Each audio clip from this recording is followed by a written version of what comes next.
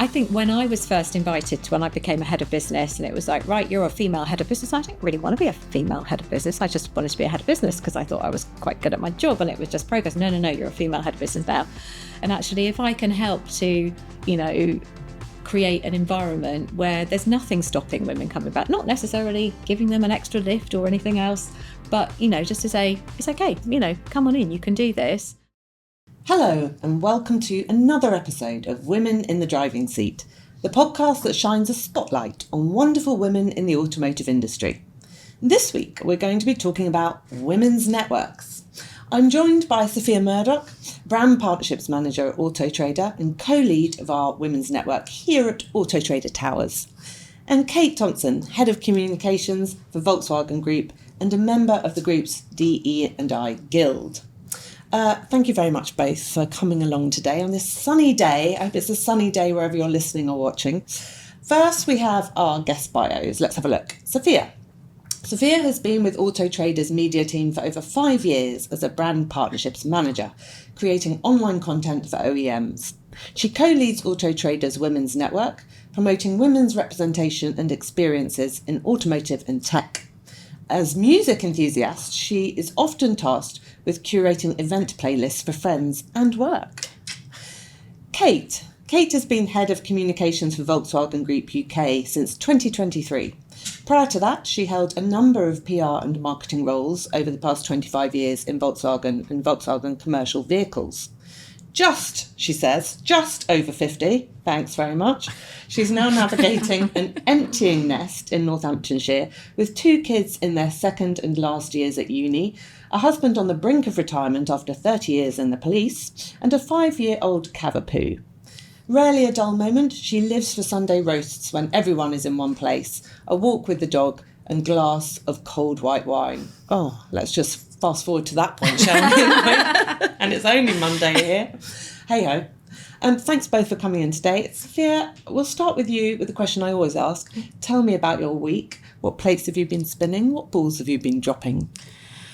Oh, I would say that this week, and specifically I think actually this weekend, I decided to devote myself entirely to a lot of self-care. I had the luxury of being able to do that.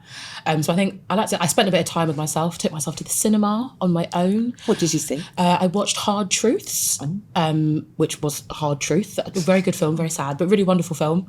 Took myself for dinner. Just really, really nice. I invested some time in myself, which was really lovely to be able to do. I would say the flip side of that is this week coming up, no prep done for it. We have no food in the fridge. What are we going to eat? There's definitely a ball dropped there. But to be fair, I think I'm just really looking forward to kind of getting back into the swing of the week with the fact that I was able to afford myself that bit of time over the weekend. And what's going on in your week at work this week? I think just getting brand partnerships back on track. We had a bit of a slower week last week because one of my team was off. Now she's back and we're getting back up to full speed and, doing some exciting things, working with some new products, working with some new teams. I'm just looking forward to getting that running and off the ground. So you're home via the supermarket tonight then? Yes, 100%, yes. Fair enough. Kate, what's been going on in your week? Well, I had a kind of self-caring weekend, but very different to yours. We had a lot of entertaining and hosting this weekend, so caught up with 2 very long-standing friends who we hadn't seen for a long time. So there was lots of just chilling out, eating, drinking, walking the dogs, which was lovely. But again, coming into the week feeling a little bit shell-shocked. So we've got food in the fridge, quite a lot of leftovers to be fair, so perfect. That's good. But I have an increasing pile of internet shopping boxes which probably need to be returned and are coming very close to their return date. So that's my biggest boulder, is going to crash to the ground in a very expensive way if I don't get on top of that. And that kind of tiny thing when you've got a full-on week at work really stresses me out. Yeah. What is going on in your week of work? Because you're down here in London doing this, but you're straight back on the train to Milton Keynes? Yeah, straight back on the train afterwards to Milton Keynes for a couple of meetings this afternoon. Then we've got a few International Women's Day events and things going on this week. We've got a couple of things at the SMMT. And then next Sunday, I'll be flying out to Germany for our Volkswagen Group annual media conference next week. So, out to there. So, busy couple of weeks coming up. Yeah, we could do a whole episode on International Women's Day, I must say. Maybe we'll come on to that in a bit and what your thoughts are around that. I find my thoughts are always conflicted around, should we do it? Should we celebrate it? Is there a need for it? Oh, sod it. Maybe we'll just delve right into that one. Let's scrap all the other questions. Let's just talk about International Women's Week. It would be remiss not to. I mean, my take on it is, Well, I've really struggled with it. I don't know what I think about it. I don't want it to feel every year like we're patting women on the back for, well done, you've had a very successful career, and that's quite remarkable given you're a woman. Like, I don't want to do it. If we're trying to get to a gender neutral point, I feel uneasy calling us out in that way. Yeah. But then you think, well, maybe we have struggled more to get to where we are. Maybe we do need a spotlight shone on us and the work still to be done. Sophia, what do you think? I think that's a really fair point. I think that this year's theme is accelerate action. And I think that specifically in Autotrader, I think that what we're trying to do is kind of take the focus off women have been hard done by, it's always a struggle, and kind of like repurpose that and reaffirm women. And also I think to ensure that people know that everybody has a part to play in sort of, boosting women up, and to make sure that we can be a success at work, outside of work, etc. And so we're actually going to be doing an event on Wednesday where we're going to have a panel of women from across the business speaking about the things which have allowed them to accelerate action within their career or not, and the things which other people, I guess, have sort of poured into them, and the things that they've found really beneficial as an individual. And I think that what we really want to share is that knowledge, and kind of ensure that whether you're a man in the business, a woman in the business, somebody who doesn't sort of align to either gender, there is a sort of role that you can play, and you are important in ensuring that we are able to move forward, even though obviously, as we sort of mentioned before, historically things were much worse and we are in a much better place. But I think it's really key, and I think most of us would agree that we're still not at that perfect place of utopia where, women and men are afforded equal treatment in whatever setting, essentially. Kate, sorry, this was not on the list of questions, but what do you think about International Women's Day? I agree with what you've said. I mean, I get the proper ick if somebody says Happy Halloween today, and I have the same kind of ick if they say Happy International Women's Day. But I think it is a moment just to kind of, stop and think how far we've come. But as you say, the theme is accelerate action. It's like how far we have to kind of keep on going. So from Volkswagen Group's point of view this year, we've got what we call like a sort of coffee exchange thing. So rather than a big formal event, it's just the opportunity for people to kind of get together. It's almost like kind of speed dating for people who want to kind of ask questions and say, how did you get on in your career? How did you do this? How did you do that? So we do that. And then we have a kind of a career workshop as well, which we're doing online on a webinar on Friday as well, just as a kind of reminder. So it's more activities around the date rather than, as you say, particularly celebrating how far we've come and how far we've got to go. But to Sophia's point as well, just really celebrating that allyship as well, because I think we used to get a bit of eye rolling and why don't you have International Women's Day? Why isn't there? Well, there isn't also an International Men's Day, but let's move aside from that, that actually come along to these things and just try and understand, actually where we still have to do stuff to kind of build that gender balance, that gender equity. What could allies do to make life a little bit easier, a bit more, comfortable for women in the workplace, where there's still areas where we haven't quite hit that mark yet. So, I'd hope in, maybe 10, 20, 30 years, maybe there won't be the need for it. But actually for now, it is a kind of moment to go, actually, let's look at where we've come from, but where we've still got to go to. Yeah, I mean, I think that's the riposte, isn't it? For all those things where we have women-focused events, platforms, days, experiences, and we get the pushback from men saying, well, you don't have a male version of that. That the riposte to that, it seems to me, is quite clear, which is, well, when we get to more than 20% of the automotive industry being women, when we get to more than 10% of women being in C-suite positions, when we get to something approaching parity, like even just approaching it, then we can do away with all this. Yeah, I also think it's really funny because men have that. Some men have that immediate response when you talk about International Women's Day. Why don't we have an International Men's Day? As you said, we do, but when we want to signpost them to that, they don't seem to care as much, which makes me think, why? What is your issue with having International Women's Day as a concept? Is it the fact that you actually want that equality and you are upset that men don't have that day, or is there something that you find maybe a bit unnerving about celebrating women in that sort of space? Yeah. That's actually what the issue is. Yeah, interesting. Okay, right, let's go back into the questions that I did actually post to you in advance. Sophia, tell us a bit about Autotrader Women's Network, how long it's been going, how many members you got, purpose. So the Women's Network is actually the oldest network at Autotrader, aside from our sort of like charities and Make a Difference guild that we have. It's been in existence for about, I think, 8 years now. So predates my existence at the company. But we have about 350 members in our Slack channel at the moment.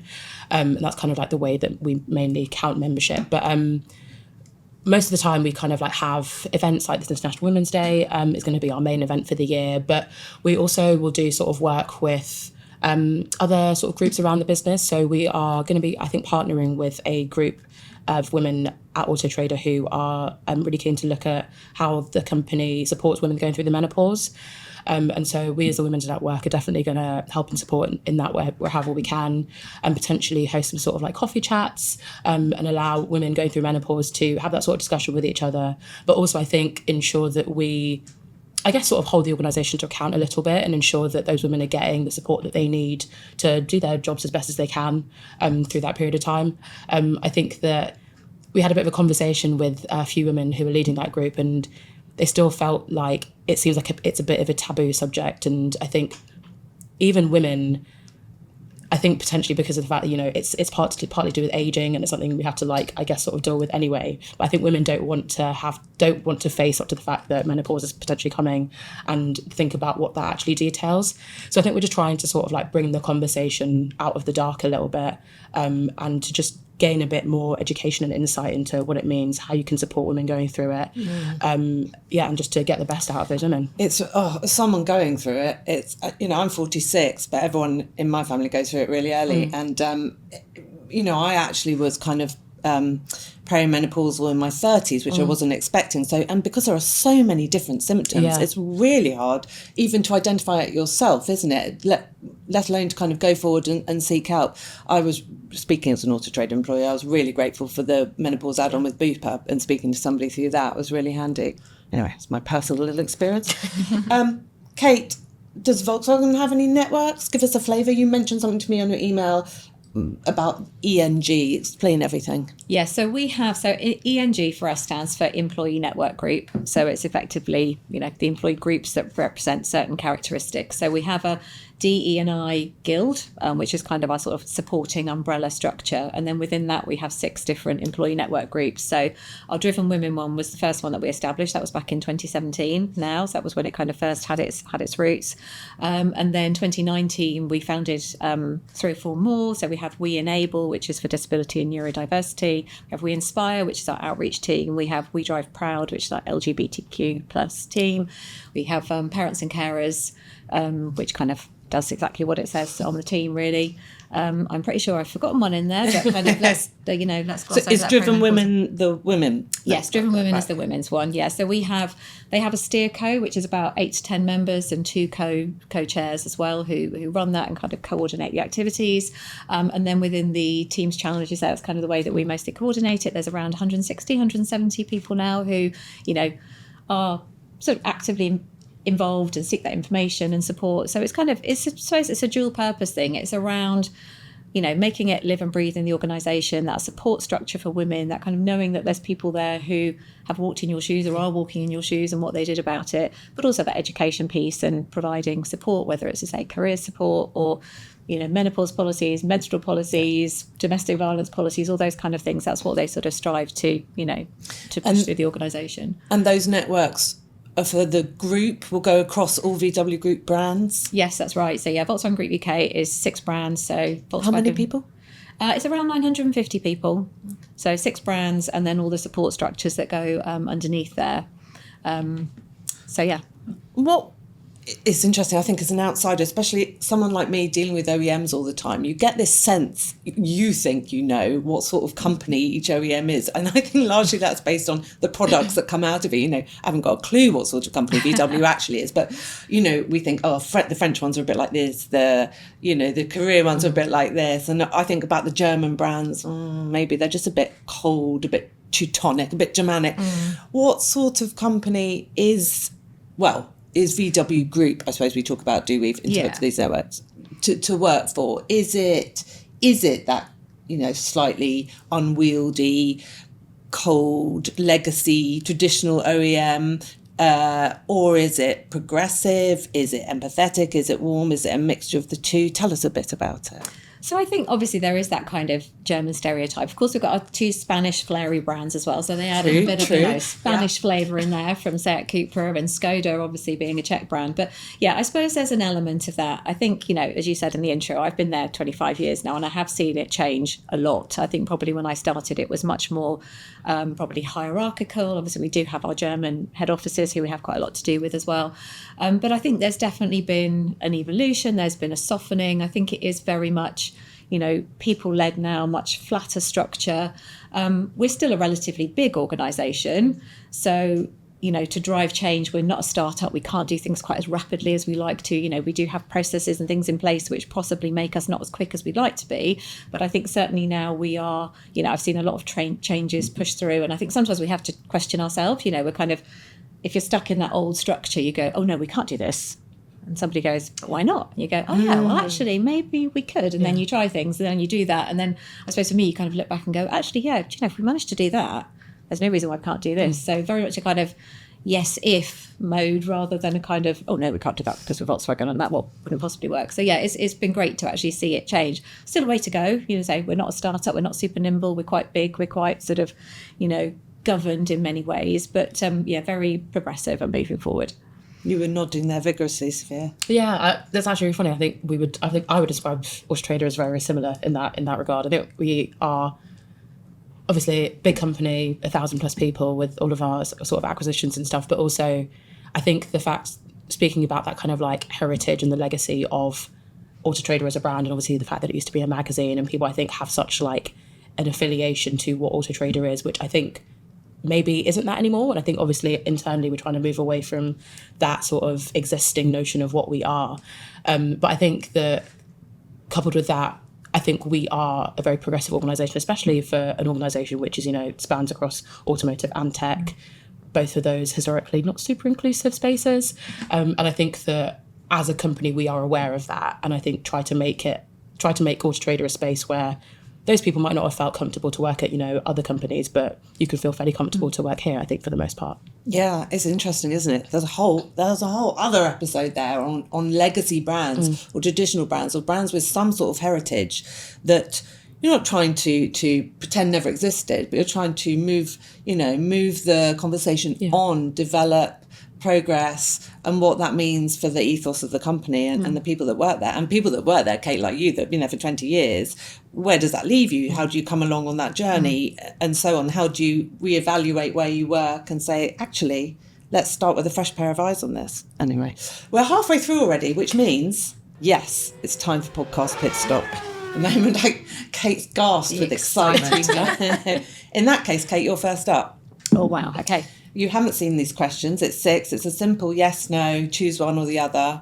No, the dilly-dallying we had with episodes before. Honestly, we've had some absolute disasters. Right, here we go. I'll ease you in and then you'll see what I mean. Bracelet or earrings? Earrings. Maths or English?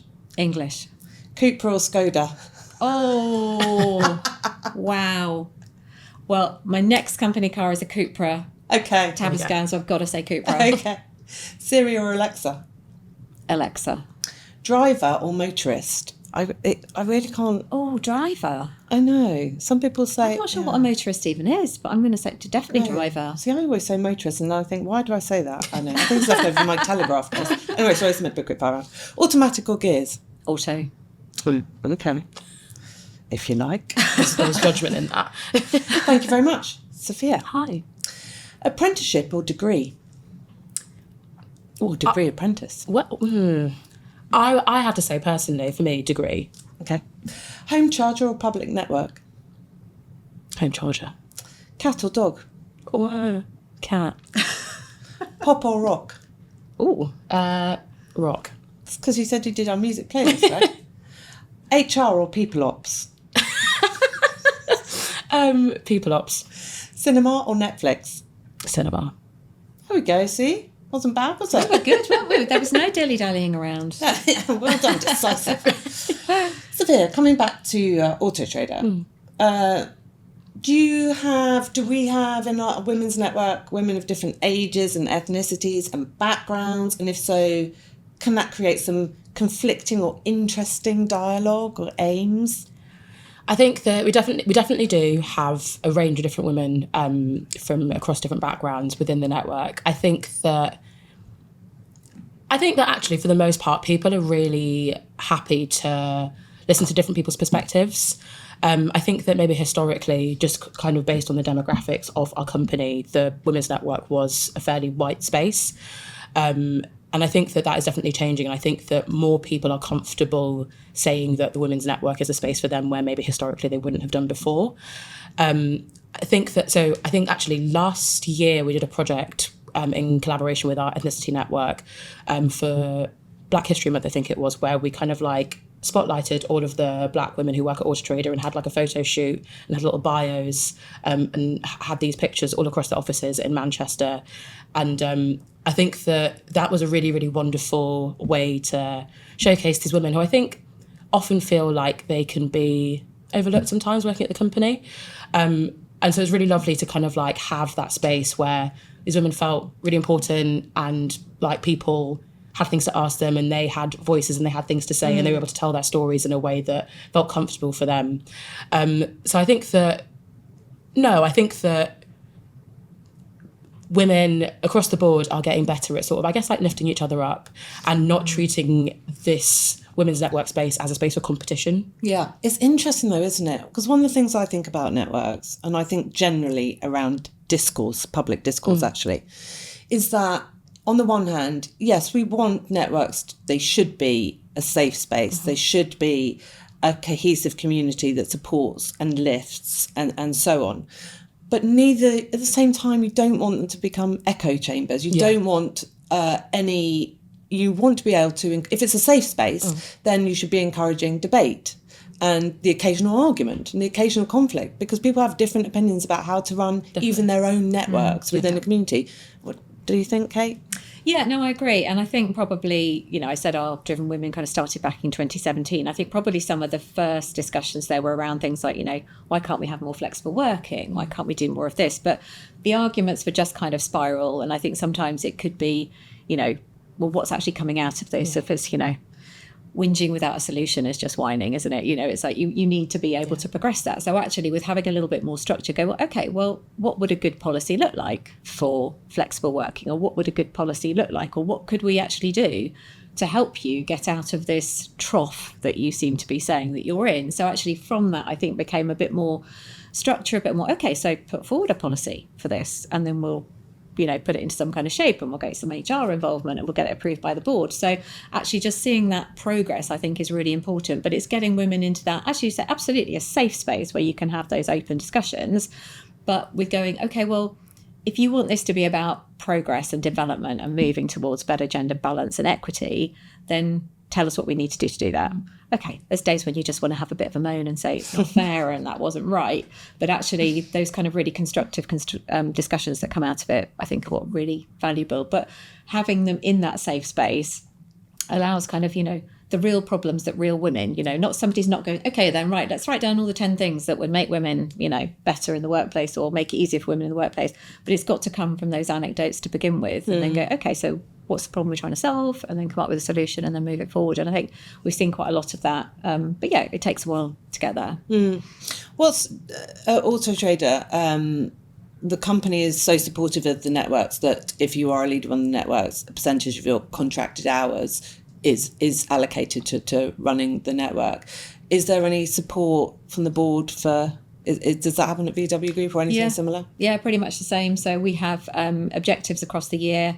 And if you are one of the leads in those network groups, then 10% of your objectives is, so it's not necessarily allocated by hours, but when you're assessed at the end of the year, have you hit your sales target and this target, actually your 10% on your network group would be in there as well. And then depending on what other stuff you're doing, it may be like 5% if you just want to get involved in a particular project. And we also have a kind of discretionary, like peer-to-peer award type thing as well. So, if people are organising particular events and stuff, then we can recognise that too. So there's definitely approval. And then the board of management, each year they would get to see what the network is planning. So they kind of lay down their, these are the plans, these are the events, this is what we're trying to achieve. So everyone's kind of got visibility of that as well. So but no, absolutely supported. Do you hear much about the networks from your brands in Europe, in Germany. It's just, it's not a peculiarly UK and US thing, networks, is it? European markets doing the same thing, or do you not hear about it so much? I think we hear less from them. I think we probably are, to some degree, a little bit more advanced in some of those areas. I know there was a team in Germany who, where kind of our We Drive Proud name came from, even though we had a network over here. So they'd sponsored a Pride march over in Germany. So that was kind of where we got the idea from them. And I think it's good to have that support, but we don't have that much kind of collaboration with them. Maybe we should do. Something to think about. There you go. 100%, yeah. You can have that for free. Thank you. Sophia, what does Autotrader Women's Network do in terms of, does it team up with anyone external? I think it'd be a great idea for our network to do a couple of joint events with a couple of other OEM women's networks. Definitely. I think there's a lot of space for that to happen. I think a lot of the stuff that we do, to be fair, is actually really Manchester focused, just because that's where the bulk of our people are. So we do a lot of work with Manchester Digital. So we will kind of work with them to sponsor events. They had the Manchester Digital I think kind of week that happened a couple of weeks ago. It was just kind of a week of events and panels, ranging from kind of women trying to work in tech initially, kind of career kickstart things, just to all the way throughout bits about diversity and inclusion. I think that there is a lot more to do. I think you're right, Erin. I think that Autotrader, as I spoke about before, is such a heritage brand, and I think that OEMs maybe have a bit more work to do in terms of supporting women in that space that I think we already are. And I think that maybe there is a bit of work that we could do in sort of spearheading that conversation, and talking to those OEMs where women feel women and other groups obviously feel like they don't feel like their experience has already been taken on as much as we kind of have the luxury of here. Not luxury, that's the wrong word. The correct space to do that in. But so I think that we definitely are looking at how we can support those OEMs with that, whether it's kind of doing a sort of anonymous survey to employees at those businesses and seeing what is it that you want from your company and how are they tracking to what it is that you need, and how could we as an external organisation support in that, if at all, essentially. Kate, we've both been, you and I have been in the industry for a long time. And when 25 years ago, 30 years ago, this just didn't exist. Well, not that I knew of, not that I came across Women's Network, any sort of D&I conversations, really. Do you think we've gone too far? Do you think we need networks? Do you think they serve a purpose beyond ticking corporate boxes and virtue signalling? I think they do, if the people within them are kind of driving it for the right reason. And I think we've got some really good, we've had some great leads and sponsors within Volkswagen Group who've sort of led them in the right direction. I think when I was first invited to, when I became a head of business, and it was right, you're a female head of business. I didn't really want to be a female head of business. I just wanted to be a head of business because I thought I was quite good at my job and it was just progress. No, you're a female head of business now. And I was kind of involved in it from the beginning. And I think, like you say, probably maybe slightly uneasy about it to start with. But then I think I started to see the benefits of it and actually kind of going, well, wouldn't it have been nice if there had been something? I think part of me, to start with, I don't know if you felt the same, Erin, but it was kind of, well, there was nothing like that for me when I was trying to do this. Whereas actually then going, well, wouldn't it have been nice if there was maybe just somebody to hold your hand, to tell you it was okay, to support you with a little bit of imposter syndrome, those days when you were having a wobble and were sick of being the only female face in a particular environment, for someone to say, come on, let's go and do this together. So for me, as a little bit of as I get older, pay it forward a bit. And actually, if I can help to, create an environment where there's nothing stopping women coming back, not necessarily giving them an extra lift or anything else, but, just to say, it's okay, come on in, you can do this.